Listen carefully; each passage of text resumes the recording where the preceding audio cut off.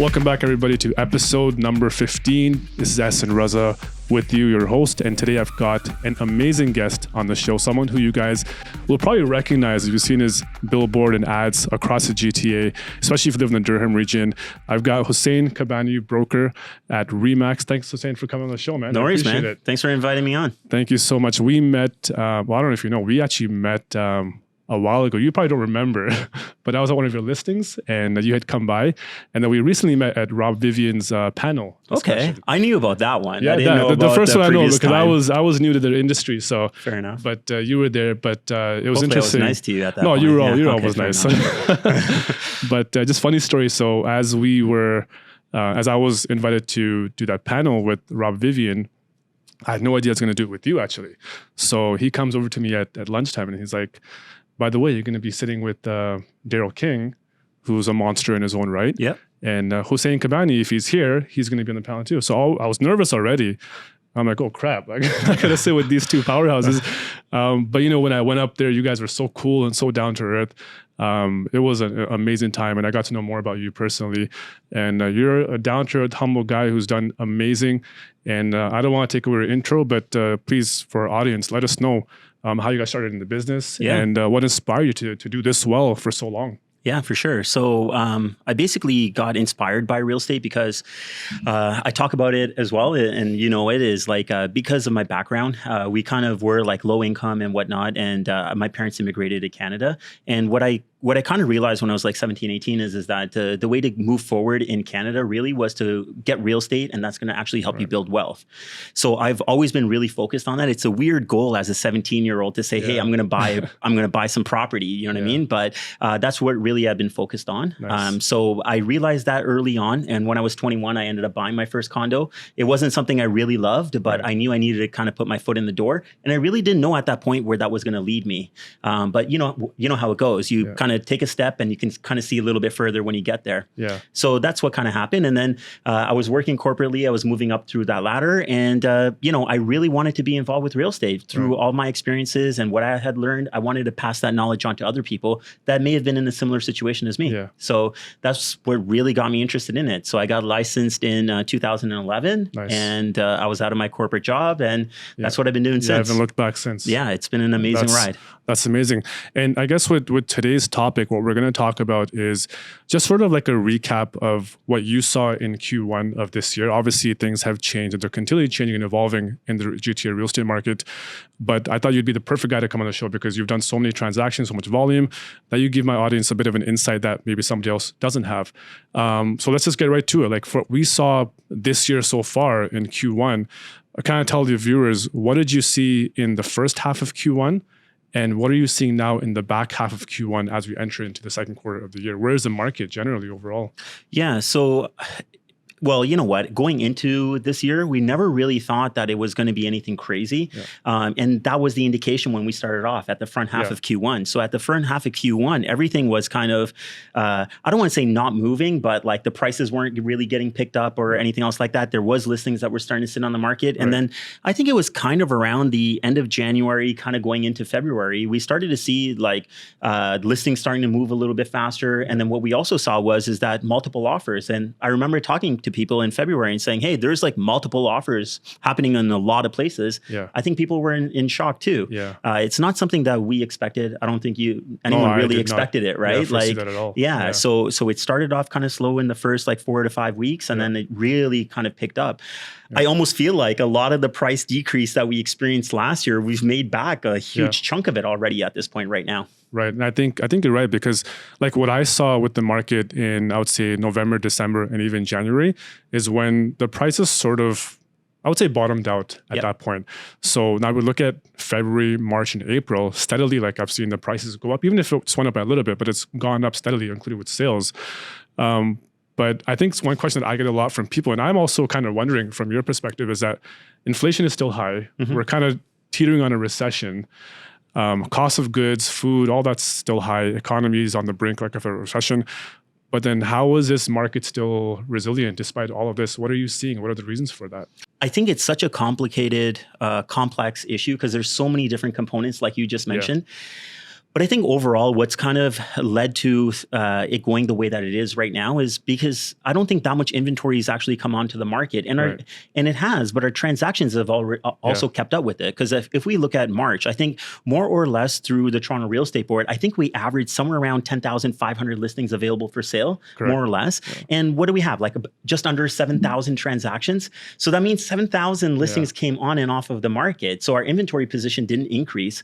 I was actually expecting our inventory position to actually go up, maybe like 12,000, 13,000. But even as of this morning, we were just below 11,000 still. Right. Yeah. Yeah. And I think I've seen that same thing with inventory being so low. Do you also find that maybe those buyers that are waiting on the fence for, let's say, a year are now sort of all together coming back at the same time? 100%. And that's what I've heard from a lot of people. In fact, I met with somebody yesterday who ended up selling their place, and they thought they were going to be selling and everything is going to be dropping and whatnot. And now they're just kind of panicking because everything is going up in price. And they're just like, wow, we thought we were going to sell at this number. Things are going to come down, and then we're going to actually be able to take our money and buy something that's better than what we sold. And it's really not the case. And they are freaking out. So I think that we have this other group of people that maybe weren't supposed to be in our buyer pool right now. That are actually in our buyer pool, people that are sitting on the sideline, like you said, and now are like, wow, the prices aren't actually coming down. We better get in this if we're going to. Yeah, and I think that's a good point, because what I noticed as well from last year, I guess May or April, May, people who, let's say I sold a house to, who sold their house, decided to rent for that year, right? And I kind of feel like this year, looking at, like I do a lot of surveys, I do feedback from people. I found that all those people that were about to renew for that lease, instead of renewing, they all kind of came back in the market because their leases were expiring. Yeah. I feel like, again, we're not trying to pump the market or anything, but that bottoming out kind of already happened. But I still feel like there's opportunities out there, right? Like I'm looking at the numbers here, and this is probably the first time in almost a year where average sale price went over the asking price, right? We're over asking price. Months of inventory is still like 2.7, which is ridiculously low. But I think there's pockets out there where you can still kind of go out there. You don't have to significantly overpay, but I do think that buyers right now in real time might have to be a bit more aggressive, I would say. Sure. So is that kind of what you would advise as well? Or do you still see, let's say, under asking or whatnot? I don't see a ton of under asking. Definitely, it's not, everything is not like it was a year ago, like completely crazy at the beginning of last year. It's not like what it was last year. So there are still places that are selling below asking, at asking, but majority of them, I think, are still going over the asking price. And I mean, we still have that kind of, I don't want to say issue, but that trend, right? So basically, if there is a house that's sold over here for $950, the next one is $975, the next one's $1 million. So when you're there with your client, I'm telling them, how long are you actually going to be living in this property? How long do you think you're going to live here? If their answer is, 5 years, 7 years, then I'm going to tell them, like, I don't want to spend your money, but it kind of almost makes sense to me that if you're going to plan on being here that long, that other $25K or $50K, it's a lot of money, don't get me wrong, but in the grand scheme of things, I think it's worth spending it up front and at least securing something if you're going to be there for the long run. Yeah, no, that's a good point. That's a good point. I had a listing last year, I remember in Vaughan, for 1.8 million. And basically it didn't sell because the market was down. I put it up in the market 2 weeks ago, and within 24 hours, it was gone. Yeah. And the buyer told me the exact same thing, because he put an offer in for 1.7 and they went up to 1.75. We countered back at 1.775.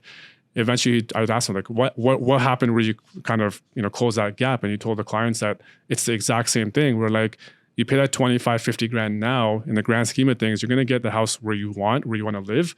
And 5, 10 years from now, who knows, that property might be worth it. So you might not regret paying now, but it may be worth it 5, 10 years from now. So that's kind of long-term perspective that I think we also preach to the clients. Yeah, and I've noticed it in my own, real estate investing, buying stuff. Some of the stuff I bought before, it's just like, wow, am I crazy to actually pay these numbers for this thing? And then looking back at it 5 years, 7 years back, and I'm like, wow, I wish I bought the neighbor too. I wish I bought the street. I wish I could have came up with the funding to buy it all. Because it's just home buyer's remorse. Exactly. Yeah. Buy more. But it's a long term, right? Yeah. When you look at it long term, it's definitely winning. So, I mean, you've been in the industry for a decade now.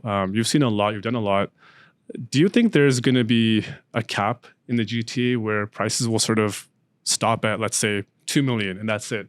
Or do you just think with the amount of immigration, population happening, is it just going to get out of control over time, or what's your perspective on that? Yeah, I definitely think that there is going to be a cap, but it's not going to last long. Yeah, okay. You know what I mean? Like, I think we're going to keep going up and up and up in price points. Like, I remember looking at like townhouses in Pickering like 10 years ago, and they were like, you know, 350,000, 400,000. And even when I looked at those houses, I was like, wow, what would someone actually gain by buying this? It doesn't make any sense. Right. Now we would like, you know, be right away with the money in hand, like trying to buy these places. So, you know, and these houses, like, you know, they went $1 million. I never thought in my wildest dreams, and I'm in the business, that they're going to go to $1 million. But when you kind of see that firsthand, and you kind of look at how the prices have moved over even 100 years, right? Like, it's always on the up and up. So even the prices that I think are unbelievable to get to in the future, I believe that they will get there. Now, obviously, there's no guarantee of when they're going to get there, but I don't believe that there's a cap. I mean, especially like you alluded to, the immigration and everything else happening like that. I definitely think the prices are going to continue to move up. Yeah, I think as long as we have immigration in this country, the sky's the limit. Now, that's not always a good thing for first-time home buyers, because for me, I want as many people to get into the market as possible. But I think the reality is that even though, let's say, immigration comes to Canada, 40 or 50% of those people end up coming to Toronto one way or the other. Like, even my example, when we were new to Canada, my parents went to Montreal first, but the goal was to always come to Toronto. And I think that's what kind of inflates the price as well. Just a few weeks ago, I had a client of mine, 6 months new to Toronto, from the Middle East. He bought his first property, and they came with money. They had all the down payment ready, and boom, right away, they were in the market. And I think I'm seeing that more and more now. But just switching gears now to Durham. So you work a lot in Durham or in GTA. That's kind of your base, right? Yeah, like Durham with the special interest kind of in Pickering. But like I do work mostly Durham. So I'm just going to read some numbers here for you. Hopefully I know them. That were pretty, I saw them this morning. They were pretty impressive, actually. So right now, like in Durham region, the months of inventory, 1.5, and Ajax, 1.3, Oshawa, 1.4, Pickering, 1.7, basically everything under 2. And if you don't want months of inventory, that's where, if let's say there were no more houses available for sale in the Greater Toronto area, it would take this long for the homes to sell out. So in your experience the last 10 years, why has Durham been such a popular destination? And what's causing this crazy numbers that you're seeing now? Yeah, good question. My opinion is that it just goes with the evolution of how the GTA market actually grew, right? So it grew basically, I think, from downtown. It worked its way to North York. Then we saw some spread go into the West End. And then we saw go up even further north, like Richmond Hill, York Region, all those areas up there. And Durham was kind of really avoided. A lot of times I ask people, like, why wouldn't you have moved to Pickering? And the feedback is, oh, they have a nuclear power plant. Right, that was a big concern. And things like that. So I think like Durham really kind of got ignored while these other places still were growing and there was space available to grow. But now as these places get outpriced or out of reach for certain people, now it's starting to look a lot more attractive to come into Durham. Did you ever think, I mean, my sister just bought a house in Ajax for $1 million. I mean, I couldn't believe it, because like you said, 10 years ago, it was like 300 or 400,000, right? So looking back, you're probably like, this would never go up to $1 million, but it has, right? And then do you see Durham to continue to be a place of destination for people, especially newcomers? Like, how far in Durham are you seeing people move, like Bowmanville, Curtis? Is that also places where you'd recommend or that have potential? Yeah, absolutely. Because the thing is that it's the same phenomena, I guess, that we kind of see, right? Like, so we have clients that are in like Pickering, and they have their townhouse or a single car garage home, and they're looking to upgrade those homes. And usually they're kind of trying to stick around the same price point. Maybe there's a bit of a lift in that price point, but they're not going to be able to buy back into that same neighborhood most cases, right? So they are moving to Ajax, Whitby, Oshawa. We've moved people over to Bowmanville and even starting to go a little bit further than that now as well. So I don't think that there's really a limit of how far it's going to go. I think it depends on that person. If they can work from home most of the time, if they only have to commute back once a week or twice a week, it makes it a little bit more feasible. And then obviously budget is a big constraint for people at the same time. And I think they're also, I mean, there's so much development happening. Like the GO station they're opening up. You've got the 407 extension. The 401 is already there.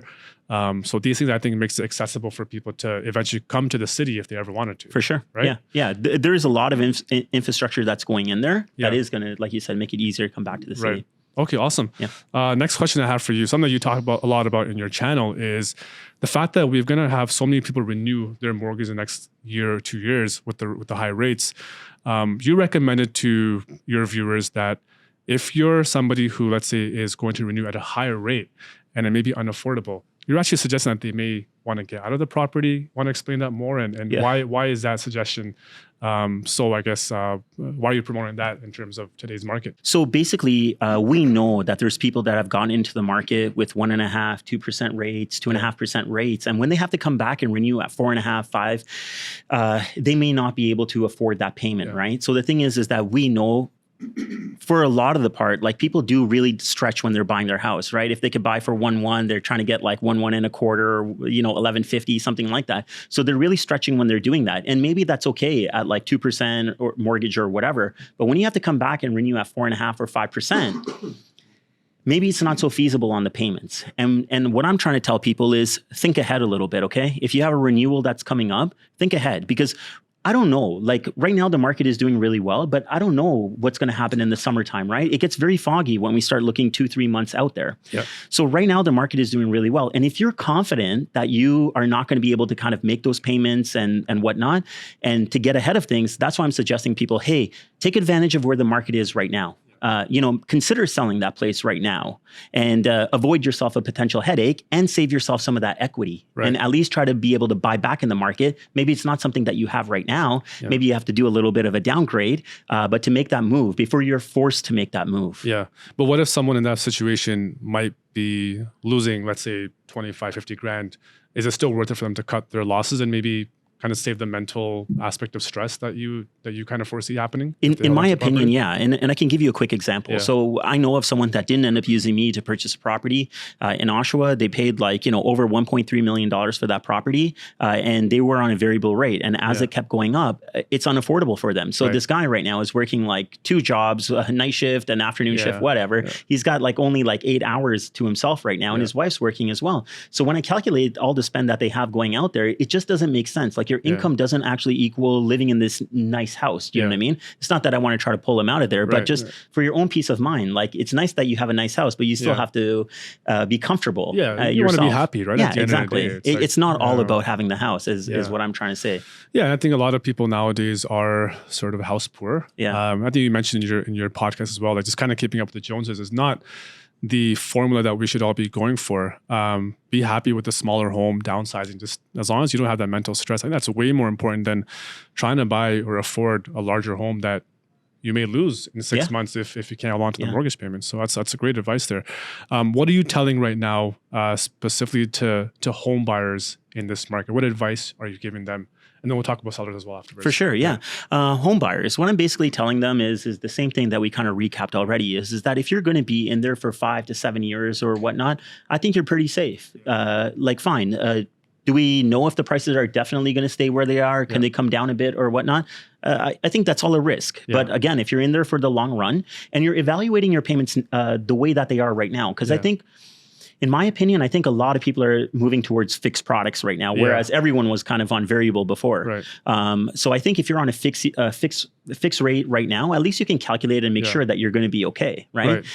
So in that case, I'm telling people to move forward with it. If they're comfortable with the payment, they like the house, they can see themselves there for at least 5 years. Yeah. I'm telling them, even if you have to overpay a little bit, I'd say get in the market. Okay. And just, I want to circle back to something that you also said. And you said, you advocate to people to get into the market, first time home buyers, and I would do the same thing. Yeah. I've been saying this for the last little while, is that I think that the North American dream of coming here and owning real estate, I think that's going to go away. Maybe even in 10 years, that's going to be something that we can say, that's hey, true. Like first time home buyers, you can come in and you could buy this. I don't think it's going to be possible. Yeah.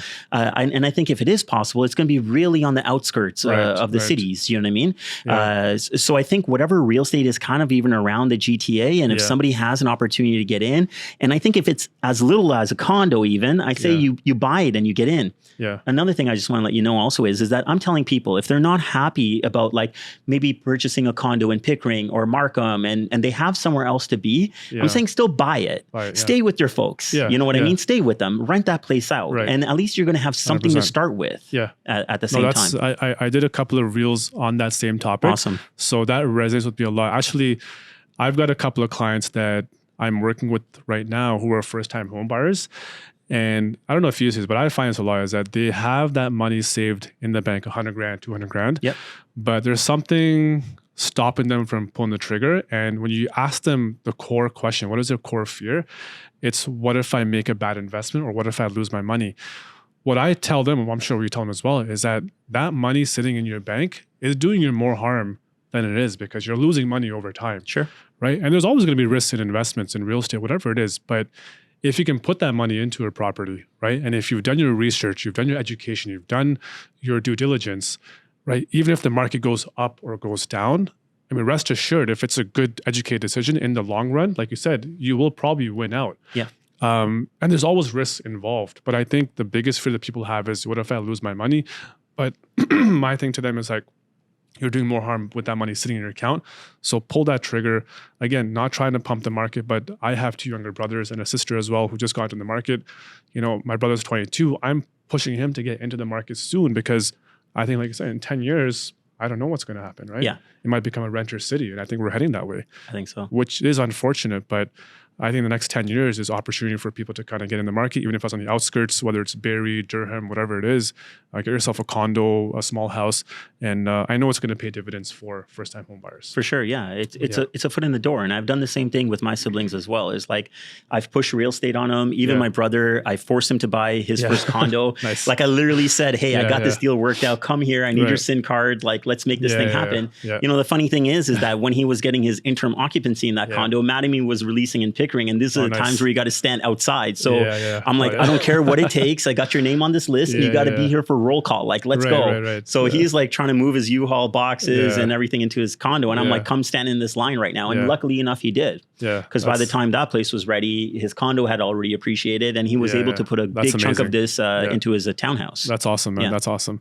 Well, this is amazing to have you on the show, man. If you had asked me 10 years ago, I'd be sitting down with Mr. Hussein Kabani on a podcast, I'd be like, you're crazy, man. So, this is a real honor. But no, I appreciate your hard work and admire your work as well. Thank you.